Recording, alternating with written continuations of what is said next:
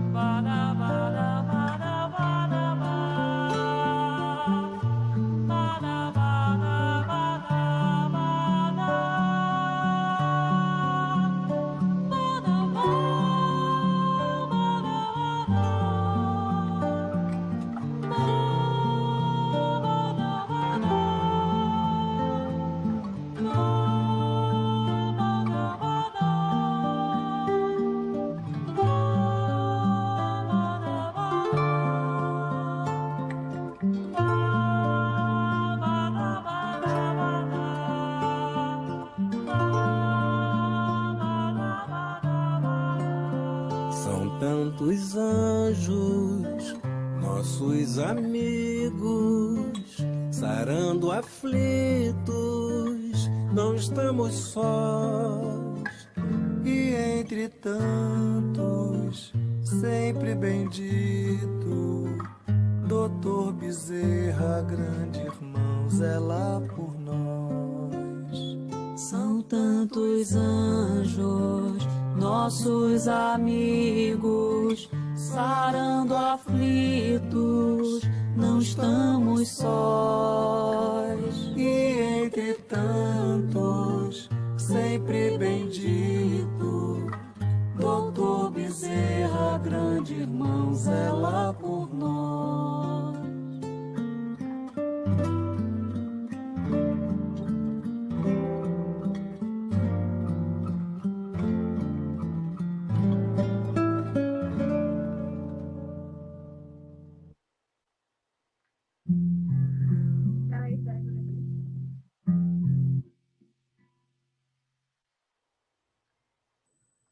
Que Maria de Nazaré abençoe a todos nós, abençoe o doutor Bezerra nesse dia tão bonito, em que a gente lembra do aniversário de nascimento dele aqui na Terra, nessa última encarnação, Ele nasceu no dia 29 de agosto de 1831, em Riacho do Sangue, uma cidadezinha desconhecida e inóspita lá no interior do Ceará. Hoje essa cidade se chama de Jaguaretama. Mas isso a gente está sabendo, a gente já ouviu da Zenith no início do mês, a gente sabe dessa historiografia. Inclusive que nesse ano, no dia 11 de abril, ele comemorou 120 anos da sua desencarnação. E contam, né, a espiritualidade nos conta, que quando o doutor Bezerra desencarnou, ele foi recebido pelo cântico dos anjos. O céu se abriu e uma mensageira celeste, amando de Maria de Nazaré, o veio receber no meio daqueles cânticos e daquela multidão de almas agradecidas que vieram recebê-lo e recepcioná-lo na sua entrada no mundo espiritual. Ele nem acreditava. E aí essa mensageira celeste veio dizer que Maria de Nazaré, e seu filho, Jesus, tinham outorgado a ele o direito de ir para um outro orbe, para um mundo melhor do que este. E disse que Dr. Bezerra olhou para trás, para a terra, suspirou profundamente, aquele suspiro que um pai e uma mãe dá quando olham para um filho que precisa muito de amparo, e disse: eu vou quando o último dos meus pequeninos estiverem bem e com Jesus. E foi assim, essa apoteótica desencarnação dele. Esse espírito continua trabalhando entre nós, esse espírito continua indo a todos os rincões onde o seu nome é pronunciado com reverência e muitas vezes entre soluços e lágrimas. Dr. Bezerra, contam também, isso está, se não me falha a memória, está no livro Aconteceu na Casa Espírita. Dr. Bezerra também aparecia nesse centro, assim como a outra preta velha travestida, né, como a mentora espiritual, era uma preta velha, vovó Cambinda de Aruanda, e contam a espiritualidade nos mais diversos livros, não vou lembrar agora a bibliografia, depois eu procuro, que o Dr. Bezerra, de vez em quando, dá expediente nas casas de Umbanda. E eu fico imaginando que o Dr. Bezerra deve dar expediente nas igrejas católicas também, que o Dr. Bezerra deve dar expediente também nas igrejas evangélicas, que tanto estão necessitando da presença de mentores iluminados, porque estão cada vez mais jogando o nome do Cristo na lama, então eles são os mais necessitados. Eu lembro também que o Dr. Bezerra deve chorar muito e cada vez mais querer ficar entre nós quando ele vê os espíritas se debaterem, se degladiarem em filigranas doutrinárias, em quererem arrastar a doutrina espírita para os rincões da política de uma forma desequilibrada. Eu preciso que o doutor Bezerra ainda vai ficar muito tempo entre nós, bem pertinho de nós, porque nós estamos ainda muito doentes. Mas hoje, uma coisa que eu me lembrei, que eu falei assim, meu Deus, o que eu vou falar? Eu quero falar de Bezerra, mas a Zenith veio aqui e falou com tanta propriedade que eu não quero cair no lugar comum. E eu lembrei de uma coisa que a Zenith não falou, mas eu lembrei de uma coisa muito bacana, que às vezes a gente pensa, doutor Bezerra é um espírito de escola e ele não está perto de nós. Isso não é verdade. E eu lembrei também que quem nasceu, ou que não nasceu, mas que está ligado de alguma forma à Costa Verde, tem muitas ligações e muitos laços energéticos espirituais com o doutor Bezerra, principalmente os que estão nas hostes espíritas. Porque a gente tem que se lembrar de uma figura muito importante na vida do Dr. Bezerra de Menezes, porque o primeiro contato de Bezerra com a doutrina espírita se deu através de um colega seu de faculdade e que se transformou num amigo, Joaquim Travassos, filho da Ilha Grande, filho da Costa Verde, médico, querido, caridoso, filantropo, inteligentíssimo, poliglota, Foi ele que ofertou o primeiro livro dos Espíritos ao Dr. Bezerra. E vocês sabiam que a família Travassos, quase todas, ainda é espírita? Grande parte da família Travassos ainda está nas hostes espíritas. E uma delas foi a família que esteve aí, que tem meninos maravilhosos, a família da Fernandinha Travassos, que Deus os abençoe, que aqueles meninos são pérolas de luz, que vão ofertar para nós ainda muita luz. Olhem para aqueles meninos, que eu sei que eles não estão mais na ilha, mas quando pensarem nele, na casa de Tiago, orem bastante. Joaquim e todos os filhos da Fernandinha Travassos são pérolas de Jesus que ele lançou. Francisco, Teodora, uns meninos que estão passando seus pedacinhos na vida, porque na Terra não tem inocente, né? Esse é um planeta ainda de prova de expiação, uma transição. Então, eles vão passar os pedacinhos. Mas aqueles espíritos são lindos, são espíritos já evangelizados, apoiam-nos com as suas preces. A gente tem que dizer também que quando ele tomou conhecimento com o Livro dos Espíritos, ele disse assim: eu lia, mas eu não encontrava nada que fosse novo para o meu espírito. Entretanto, tudo aquilo era novo para mim. Então, muitos de nós passaram por isso. Quem de nós, quando não teve contato com a doutrina espírita, não disse de si para si, mas eu já entendi isso, mas eu pensava assim, mas eu não sabia que existia um pensamento compilado de uma maneira que eu achava. Pelo menos eu me sentia tão incomodada na Igreja Católica, eu não cabia lá dentro. A igreja não cabia em mim, eu não cabia na igreja, ela não me satisfazia, as indagações. E quantos de nós não se sentiram assim até que encontrou a doutrina espírita? Como se ela falasse alto aos nossos espíritos, não é verdade? E assim também aconteceu com o Dr. Bezerra. Aí eu fico imaginando, é verdade, né? É realmente uma questão de inteligência emocional e de vivências e vivências e vivências. Porque nós tomamos contato com a doutrina espírita, nos sentimos assim, inicialmente, até como Bezerra, só que Bezerra se tornou Bezerra. Entendeu? Ele fez tudo aquilo em 14 anos. Tudo que ele fez em 14 anos. Como Kardec, teve pouco tempo e produziu muito. O doutor Bezerra produziu muita coisa boa em pouquíssimo espaço de tempo.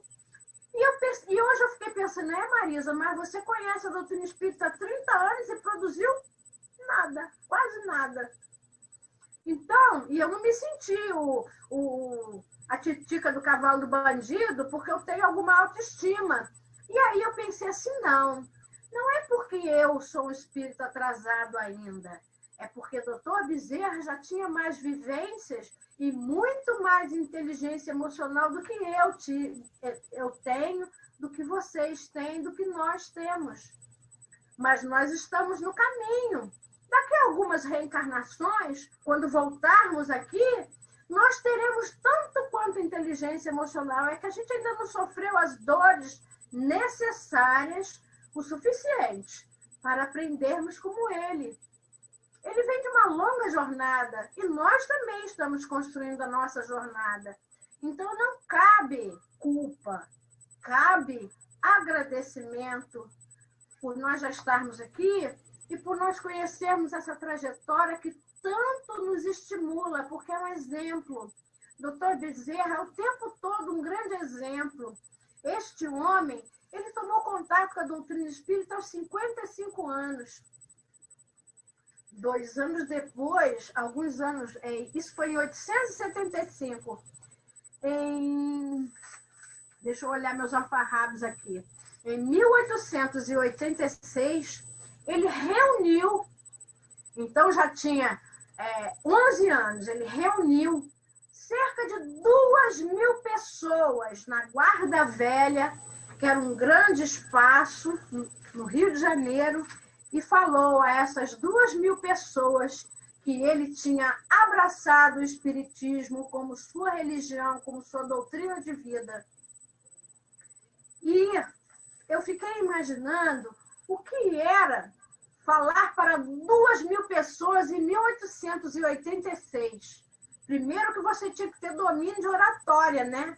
Porque não tinha as internet, muito menos um microfone erudito para falar.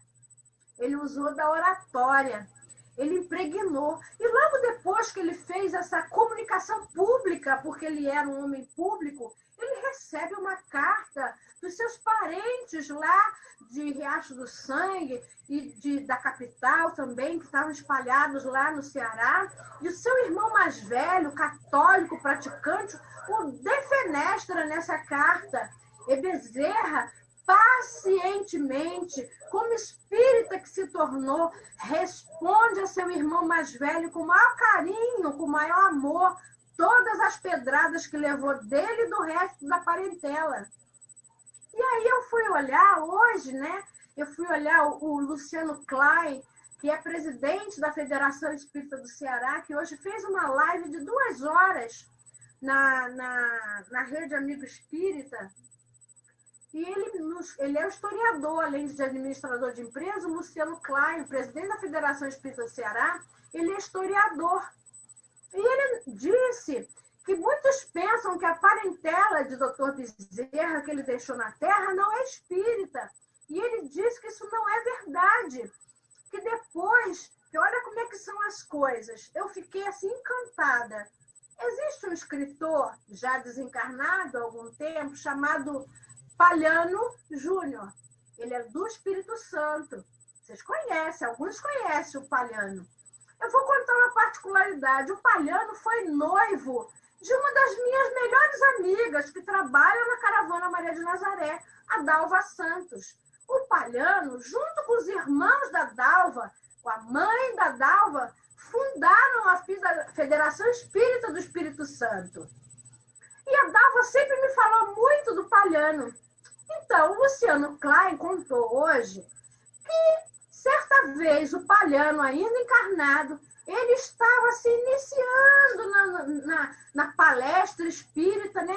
O Palhano foi dar uma palestra lá no Ceará, olhou para ele, depois que ele tinha falado, né?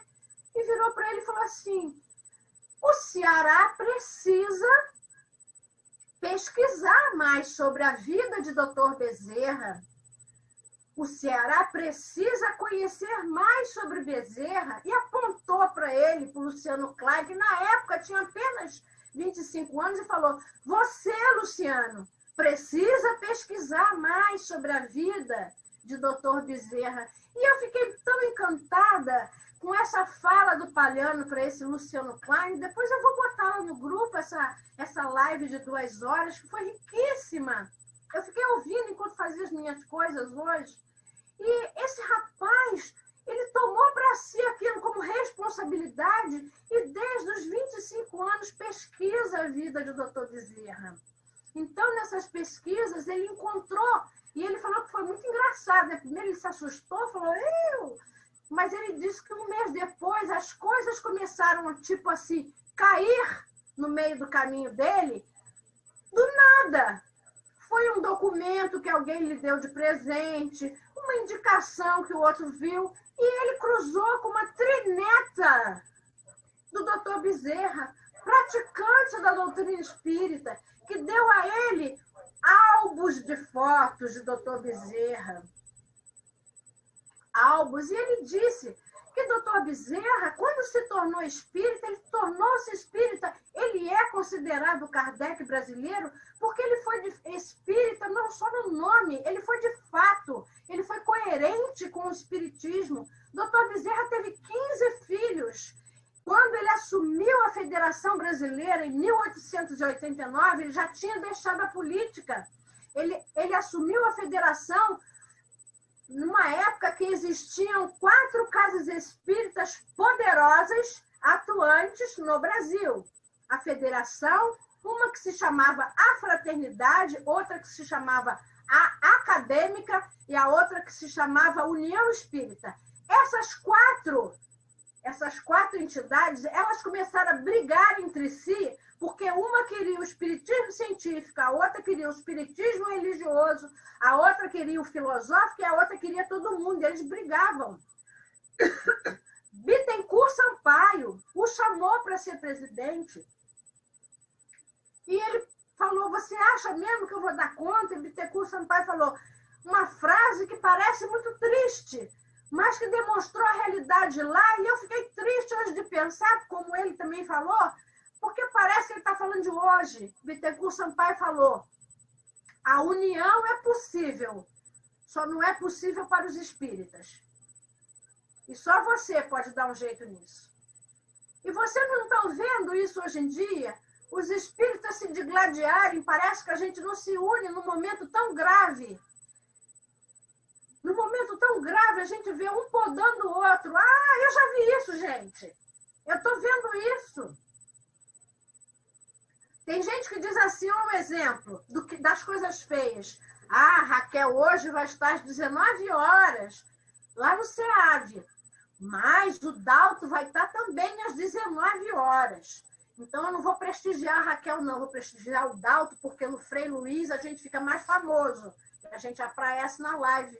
Sabe como é o nome disso? É pequenez na alma. É desunião. E nós estamos agindo assim. Isso é triste ver o espírita fazendo isso. E isso é o exemplo pequeno que eu estou dando. Porque isso está num nível macro. Quando a gente vê o Divaldo, que infelizmente eu acho, na minha pequena opinião, que ele deu um chute no próprio pé, quando ele emitiu publicamente, porque ele é uma figura pública, a sua opinião política. A partir desse momento, o Divaldo começou a ser defenestrado. Eu penso contrário ao Divaldo, mas antes de atacar o Divaldo, eu tenho que pensar que esse homem que vai fazer 94 anos tem uma obra que salva da extrema pobreza milhares de criaturas, centenas. Eu tenho que pensar nisso, entendeu? E como homem de bem que eu quero construir no meu coração, na minha caminhada, eu não tenho direito de jogar pedra nele publicamente, embora eu discorde dele, mas eu defendo o direito do Divaldo ter uma opinião contrária à minha, até a minha morte, se preciso for, porque eu sou muito Voltaire nesse caso. Eles têm direito. E por causa dessa opinião, o movimento espírita agora está assim, os progressistas e os divaldianos. O que é isso, gente? O que é isso? Não podemos ser assim. A gente tem que acordar que é a cisânia que nos enfraquece. E nós estamos falando de Bezerra, que disse, e que tem essa frase estampada na camiseta da Caravana Maria de Nazaré. Separados, somos pontos de vista. Unidos, somos um feixe inquebrantável de forças. E a gente tem que lembrar disso todo dia, como grupo, como cidadão e como espírita. Nós não pensamos todos iguais, graças a Deus. Mas nós precisamos aprender a trabalhar junto com diferentes, a entender o momento espiritual do outro e não se achar o alecrim dourado que cresceu no campo sem ser semeado e que você está certo e que você é o portador da verdade. O único alecrim do campo que nasceu sem ser semeado e brilha, que eu conheço, é o Eunápio. O resto, não. Só ele tem o direito de se achar assim, mas é uma particularidade dele, entendeu? É com ele. Nós precisamos colocar-nos exatamente no patamar espiritual, olhar com vontade, com verdade para dentro de nós e nos colocarmos no devido patamar espiritual que nós estamos.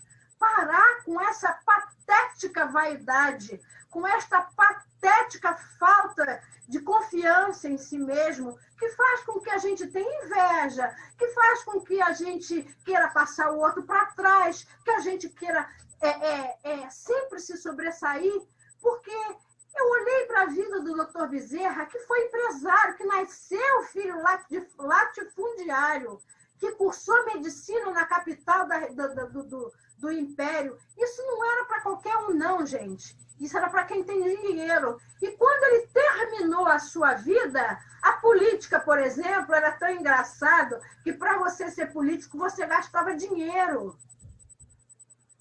Entendeu? A política empobreceu o doutor Bezerra, porque não havia recurso para determinadas coisas e ele tirava do próprio patrimônio. Muitos falam, olha, foi esse o primeiro iniciador do movimento de conscientização da preservação da natureza, mas lá no século XIX, o doutor Bezerra já lutava pela natureza. O doutor Bezerra deixou várias leis, como a própria Zenit nos conta das suas pesquisas no livro, para proteger o meio ambiente, para termos condições sanitárias mais saudáveis na nossa alimentação. Ele lutou por isso. Doutor Bezerra morreu na mais completa miséria. Para vocês terem uma noção disso, quando ele adoeceu, no início de 1900, ele teve um AVC. E muitos começaram a visitá-lo em casa. Ninguém oferecia dinheiro para ele porque tinham vergonha.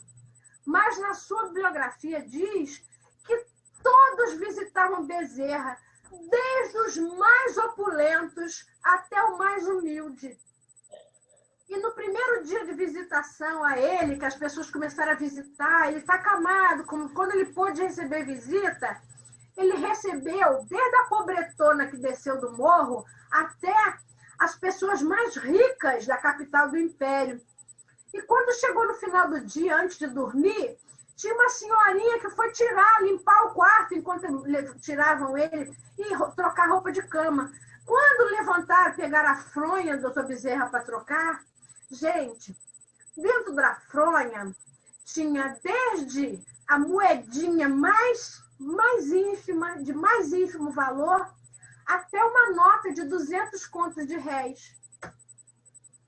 Porque eles tinham vergonha de oferecer dinheiro para o doutor Bezerra, então eles foram abraçar o doutor Bezerra e botavam o dinheiro dentro da fronha do travesseiro.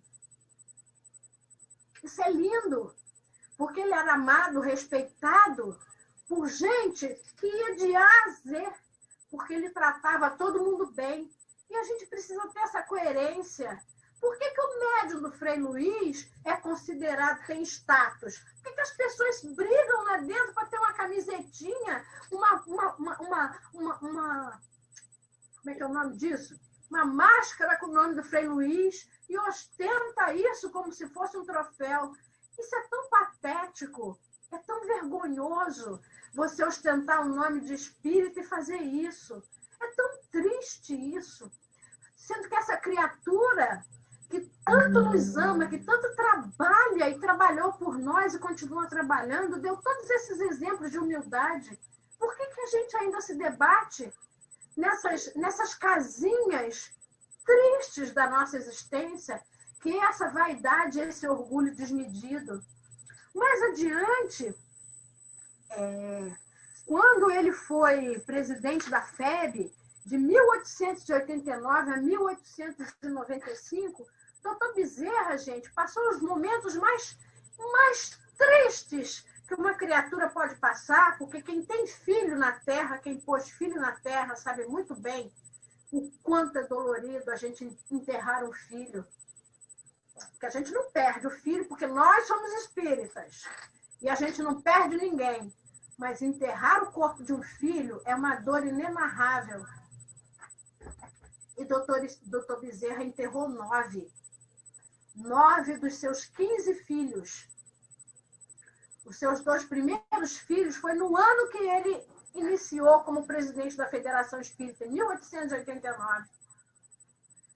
Ele perdeu um filho de 25 anos e uma filha de 22 da febre tifoide. E no dia do enterro de ambos, tinha reunião extraordinária na federação.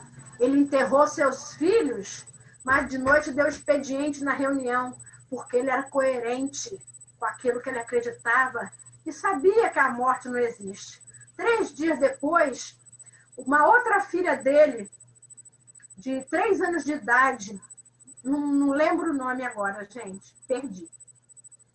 Não, todos os filhos dele, Cláudia, eram filhos legítimos. Era do primeiro e do segundo casamento. Doutor Bezerra perdeu uma filhinha de 3 anos de um mal súbito, de uma febre malsã. Enterrou a filha às 3 da tarde.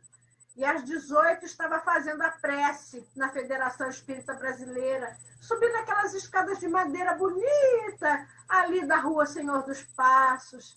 Alguém, se vocês não foram lá, vão lá e bote a mão naqueles corrimões que o doutor Bezerra segurava todo dia. Quem tiver um cadinho de psicometria vai sentir a energia dele, ainda está por lá. Então, o doutor Bezerra foi dar expediente às 18 horas, estava fazendo a prece, e a sua filha deu uma comunicação através de outro cearense. Esqueci também o nome, depois eu vou pesquisar. Peraí que eu esqueci, eu escrevi em algum alfarrábio aqui. E doutor Bezerra, a filha deu uma pequena comunicação, é no espírito de escola, porque não é qualquer um que desencarna e é enterrado às 15 horas e está dando uma comunicação que os médios videntes estão vendo. E o próprio pai, ela abraçou ele na federação, dizendo que está tudo certo. E ele seguiu com a vida. Ele nunca parou, enterrou todos os filhos, os 9 filhos. 9 filhos. Perdeu as esposas. Tanto não é verdade que a sua família não era espírita, a sua segunda esposa, Maria Cândida, além de ser médio psicofônica, era médio vidente, médio psicógrafa. Trabalhava e dava expediente também. Então, o doutor Bezerra, gente, ele era coerente. E é dessa coerência que a gente tem que falar e se lembrar todos os dias. Lembrar que ele é considerado o Kardec brasileiro, não é por acaso, nem por idolatria. É porque ele também, como Kardec, em tão pouco tempo, realizou uma grande obra. Uniu essa gente toda doida e difícil, dessas 4 congregações que brigavam feito cachorro louco em nome do espiritismo. Olha que coisa doida. E ele pôs coerência. Ele pregou união, ele exemplificou. Ele foi tão atacado, gente, tão atacado, que para escrever um periódico espírita, ele teve que adotar um pseudônimo. Ele perdeu pacientes, porque se disse espírita, ele foi ameaçado de morte. E aí eu fico pensando, né? Qualquer um que, quando mexe no bolso, as convicções logo arrefecem. Muitos ainda são assim. Todos são espíritos. Ah, como é bom, vamos dar abraço fraterno. Tem uns abraços fraternos que é melhor não dar, hein?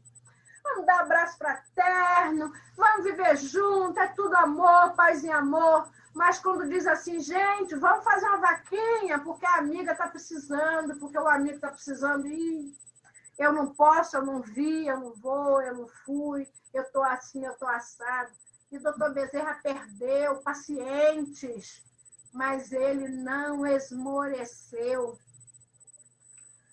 Tem uma passagem muito bacana que ele escreveu num periódico, o que ele achava sobre o exercício da profissão de médico. E se vocês me permitem, eu não decorei, não tive tempo, então eu vou ler para vocês. Abre aspas, o doutor Bezerra diz assim, olha que ironia, o médico não tem o direito de terminar uma refeição e nem de perguntar se é longe ou perto, quando um aflito lhe bate à porta. O que não acode por estar com visitas, por ter trabalhado muito e achar-se fatigado, ou por ser alta hora da noite, mau caminho ou mau tempo, ficar longe ou no morro, e que, sobretudo, pede um carro a quem não tem como pagar a receita, ou diz a quem lhe chora à porta que procure outro. Esse não é médico, é negociante da medicina, que trabalha para recolher capital e juros dos gastos que teve com a sua formação. Esse é um desgraçado. E aí, Tati, foi por isso que eu disse, tenha bom ânimo. Não fica desanimada com o que está acontecendo, Porque você imagina que foi doutor Bezerra que escreveu isso a respeito da medicina, e o que se ele pudesse escrever sobre os políticos, ele diria exatamente a mesma coisa, mudando uma ou outra palavra. Então, assim como Bezerra, nós precisamos entender que todos têm seu tempo de crescer, de germinar e de florescer. Graças a Deus, eu percebo aqui entre nós que nós estamos começando a florescer.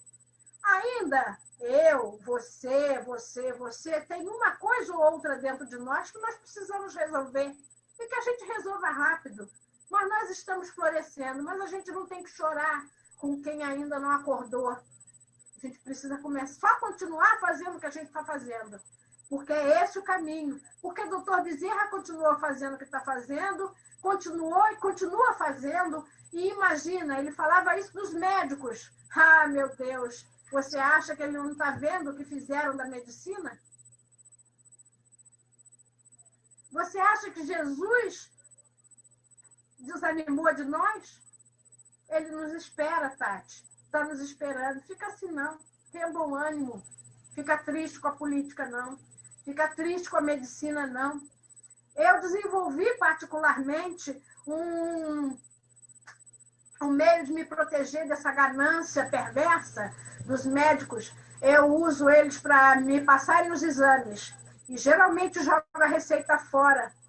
Depois dos exames, eu vejo o que tem de mais natural que possa tratar a mim ou os meus filhos e vou fazendo assim.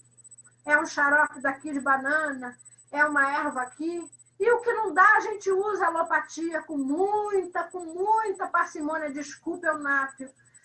Com muita parcimônia. Porque parece que a indústria alimentícia, a indústria farmacêutica e a indústria da medicina se uniram num projeto trevoso para adoecer a humanidade e nos fazer perder as reencarnações.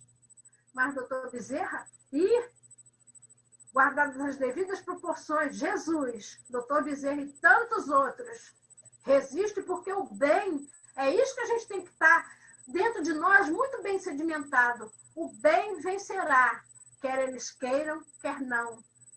E é esse o exemplo que o doutor Bezerra deu e dá o tempo todo, que Jesus deu e nos dá o tempo todo. O bem vai prevalecer.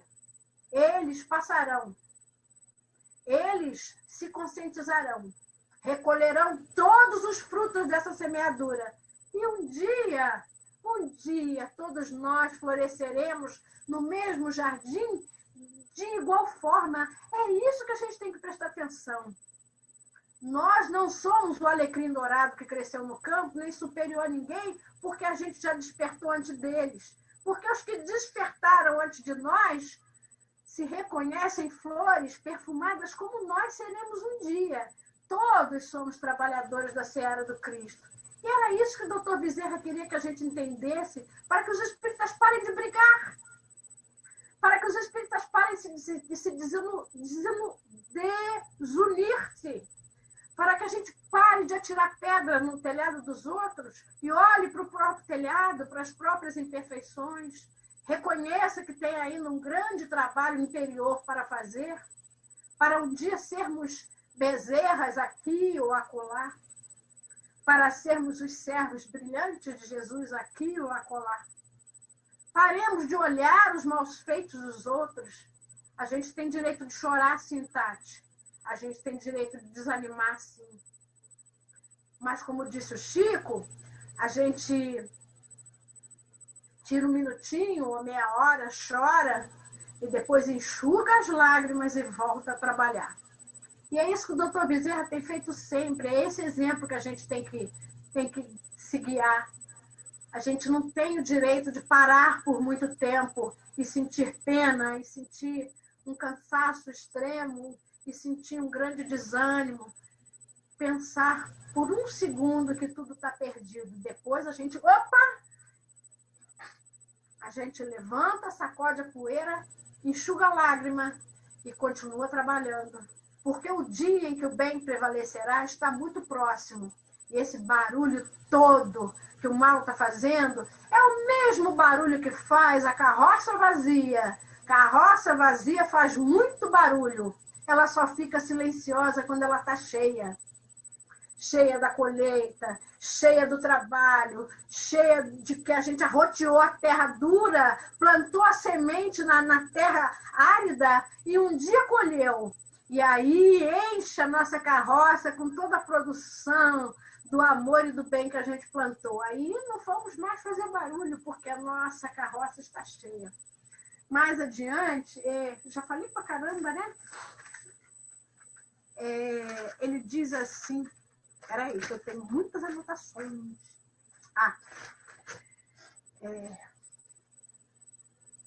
Tá picotando, né? Desculpa. Só para terminarmos... Tá ótimo, Marisa. Tá ótimo. Picotando, não. Perfeito.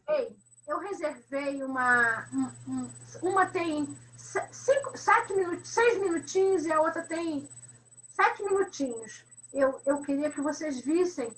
Eu fui ao 3º Congresso Espírita Brasileiro, que estava homenageando o Chico Xavier em 2010, em Brasília. Foi a primeira vez que eu e o Cláudio nos permitimos ir a um congresso e fomos. E eu tive a felicidade de ver uma comunicação mediúnica do Dr. Bezerra no encerramento desse congresso.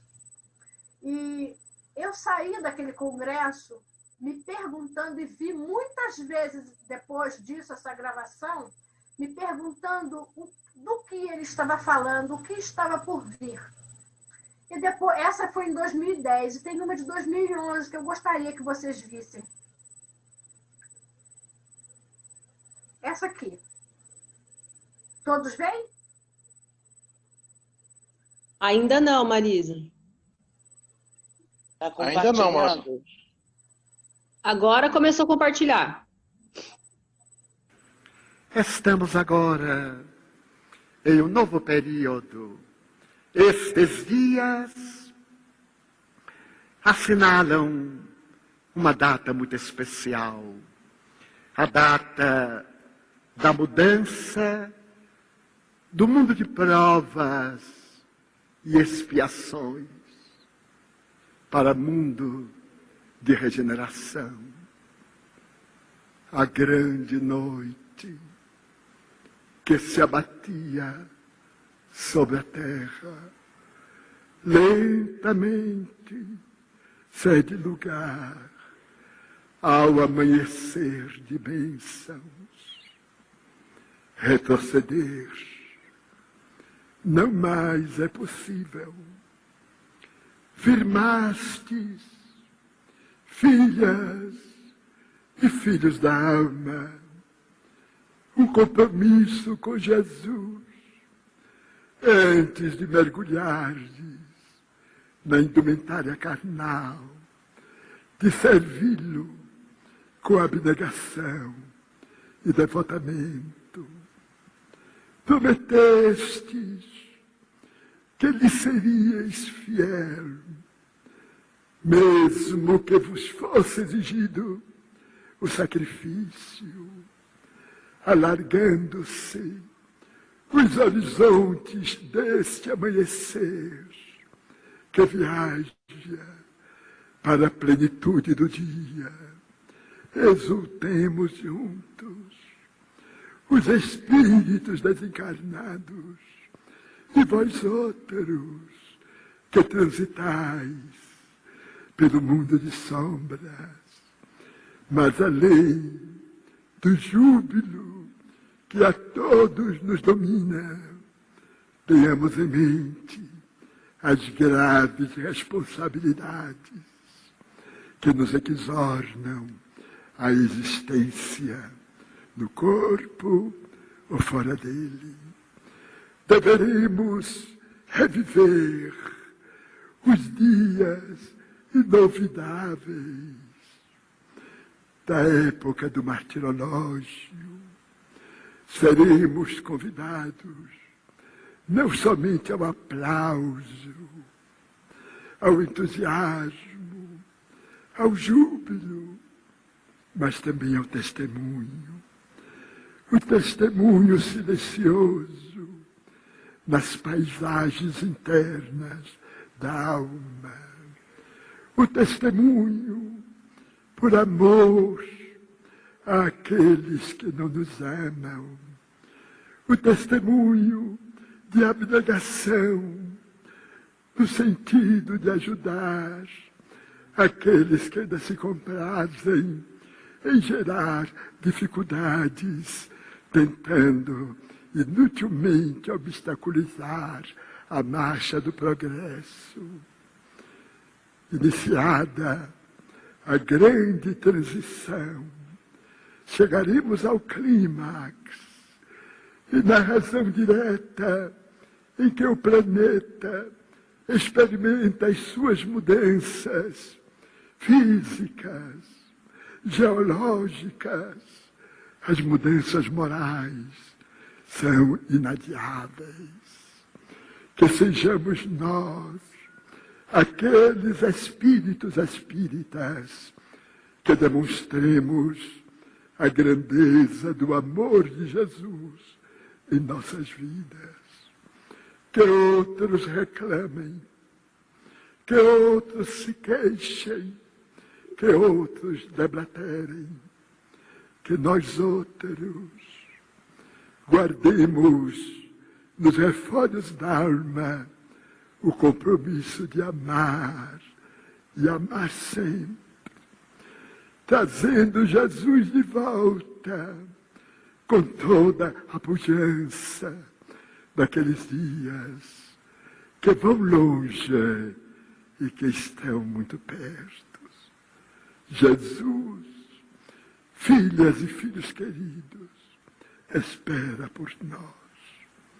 Que seja o nosso escudo, o amor, as nossas ferramentas, o amor, e a nossa vida, o hino de amor, são os votos que formulamos os espíritos espíritas aqui presentes e que me sugeriram representá-los diante de vós.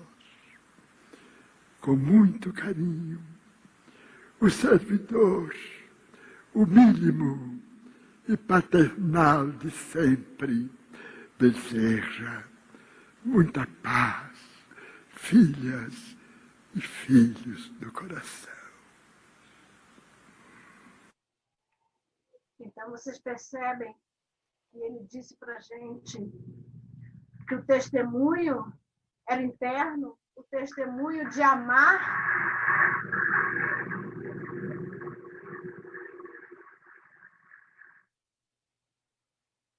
O testemunho de amar quem não nos ama. E nós estamos passando exatamente por isso. Amar quem não nos ama. Amar esses infelizes que estão espoliando o povo. Amar esses infelizes que estão infelicitando a nossa vida e a vida do nosso povo, a vida da humanidade inteira. Esse é o nosso grande testemunho. Por isso, a única coisa que eu quero falar para terminar é muito obrigada, Jesus. Muito obrigada, doutor Bezerra. Muito obrigada por tudo. Eu termino aqui. Me desculpem se eu não falei tudo que precisava, mas eu acho que eu falei tudo que podia. Um beijo para todos. Seu Dalto quer falar, vou deixar ele falar, tá, Tati? Pode falar, seu Dalto. Minha querida, boa tarde a todos, que eu não dei boa tarde para todo mundo aí. Então, estamos dando boa tarde para todo mundo aí. Marisa, você falando, Marisa, fica difícil da gente fazer qualquer comentário que possa acrescentar no teu trabalho. Você é uma pessoa que sabe trazer isso com muita força, né? E é difícil da gente acrescentar alguma coisa. Eu gostaria só para ampliar um pouco mais a nossa compreensão, Dr. Bezerra é um ícone, assim como vários desses homens, Miramês, o João Nunes, né? Miramês não, esses grandes médicos que apareceram com mediunidade com Jesus, né? que dedicaram seu tempo para trazer boas informações para todos nós, para que a gente pudesse fazer a nossa reforma moral, para que a gente pudesse aprender a conhecer Jesus, né? O Chico foi uma dessas criaturas assim extremamente importante no cenário espírita pelo seu carinho, pela sua humildade, pela bondade interior, né? E pelo desprendimento e pelo desejo não só dele, mas dos seus companheiros que o orientava, né? Emmanuel. Eu acredito até que a própria Maria de Nazaré ajudava muito o Chico nessa história, para que a gente pudesse entender Jesus, entender melhor as coisas de Jesus, já que elas foram tão dilapidadas, né, pela igreja, pela própria igreja, mas que serviu também para que pudesse orientar todos nós. A igreja, com todos os seus problemas, nos auxiliaram bastante, né? E o Dr. Bezerra é um desses anjos de luz que vieram e tem nos ajudado com o seu trabalho, através de alguns médicos, e da sua própria história. Acho que quem mais ensina a gente a entender Jesus e entender a própria caridade em si é a própria história, o próprio exemplo particular dele, de Dr. Bezerra, assim como o próprio exemplo do Chico, né? Além da toda a obra que ele fez, era o exemplo particular dele como pessoa, né? Como pessoa, como cidadão, enfim.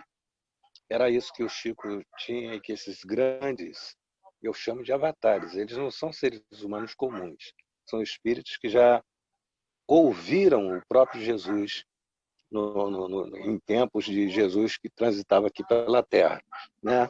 E nós não, nós ainda temos muita dificuldade. Eu costumo falar nas minhas orientações, quando eu preciso, né? Quando tem alguém para me ouvir, que de 100 pessoas que você começa a doutrinar, vai médiums, estou falando de médiums, tá? Não do ser humano comum, do cidadão comum. Você vai extrair muito pouco, 6 ou 7 no máximo. No máximo. Serão médios eficientes ou eficazes, né? O trabalho vai fazer com que a gente se aprimore, né? E o Evangelho de Jesus, por isso que eu me apego muito no Evangelho de Jesus, é quem fará, é quem tem o caráter de modificação de cada um de nós, né? Então, o Evangelho de Jesus tem que ser aplicado, e os exemplos de Dr. Bezerra e de tantos outros que a gente já conhece, Divaldo, né? O trabalho, o exemplo particular deles, de cada um, é que vai nos sensibilizar para que a gente também se dedique ao trabalho. Você falou uma coisa muito certa, Marisa. Na hora que o bicho pega, o espírita vira as costas. Isso é comum. Porque ainda somos pessoas assim ainda, né? A doutrina dos espíritos eu considero como se fosse uma luz que se acende na escuridão, onde insetos de todas as ordens vão lá buscar essa luz. Todos os insetos que precisam da luz noturna, da luz, que se encantam com a luz, eles vão lá. Mas a maioria cai e morre pelo chão e são comidos pelos sapos, pelos animais noturnos que ficam por ali exatamente com essa finalidade. É abocanhar esse pessoal.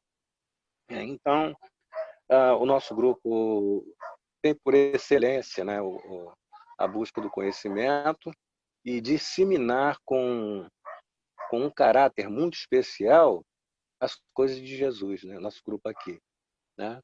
Então eu vejo assim que o teu trabalho é de excelência, um trabalho de excelência. Eu gostaria de falar um pouquinho também, um pouquinho só, se eu tiver tempo, claro,